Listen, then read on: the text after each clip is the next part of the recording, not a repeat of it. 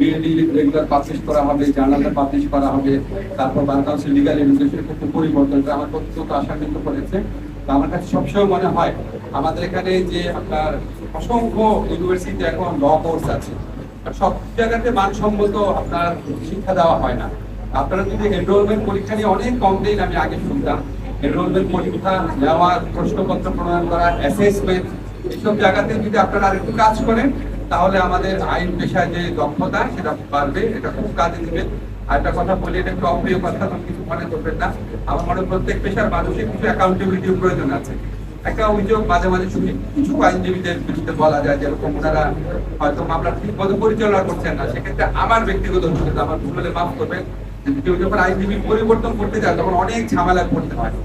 এই ধরনের জিনিসগুলো বা আইনজীবীদের বিরুদ্ধে, কিছু আইনজীবীদের বিরুদ্ধে, সমস্ত আইনজীবী সমাজের দুর্নামের একটা দেশ আমরা দেখতে চাই না। আমরা গত আমলে দেখেছি কিছু আইনজীবী কি ভূমিকা রেখেছেন।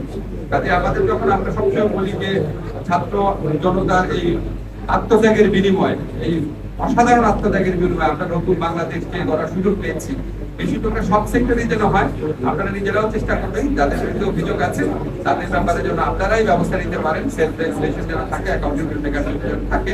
আর সবচেয়ে খুশি হবো যদি আমি দেখতে পারি যে আপনাদের নেতৃত্বে আইন পেশার ক্ষেত্রে অ্যাকাউন্টেবিলিটি এবং উৎকর্ষতা অনেক বেশি বৃদ্ধি পেয়েছে। ইনশাআল্লাহ আপনারা সেটা করতে পারবেন, এই আশাবাদ ব্যক্ত করছি।